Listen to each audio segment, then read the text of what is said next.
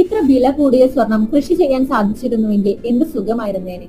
അത് സ്വപ്നം പോലെ തോന്നുന്നുണ്ടോ? പക്ഷേ ശാസ്ത്രലോകം ഇപ്പോൾ പറയുന്നു സ്വർണം മരത്തിൽ കായ്ക്കും. ഇത് തമാശയല്ല, ശാസ്ത്രീയമായി തെളിയിച്ച സത്യമാണ്. ഫിൻലൻഡിലെ വടക്കൻ ഭാഗത്തുള്ള കിറ്റില ഖനിക്ക് സമീപം ഗവേഷകർ കണ്ടെത്തിയതാണ് ഈ അത്ഭുതം. അവിടെ വളരുന്ന നോർവേ സ്പ്രൂസ് എന്ന മരത്തിന്റെ ഇലകളുടെ അറ്റത്ത് ചെറുതായ സ്വർണ്ണ കണങ്ങൾ കണ്ടെത്തിയതായാണ് വാർത്ത. ഇത് എങ്ങനെയാണ് സംഭവിക്കുന്നത്?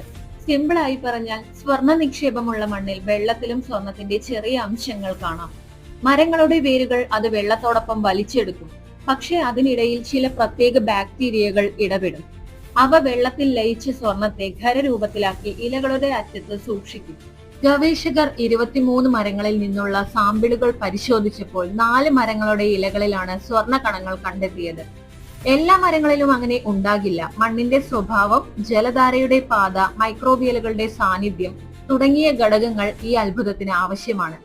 ഇനി ഇതിന്റെ പ്രാധാന്യം എന്തെന്നാൽ, ഭാവിയിൽ സ്വർണം കണ്ടെത്താൻ ഡ്രില്ലിങ്ങും വലിയ ചെലവുകളും വേണ്ട. മരങ്ങൾ തന്നെയാകും സ്വർണ്ണ നിക്ഷേപം കാണിക്കുന്ന പ്രകൃതി ദർശകങ്ങൾ.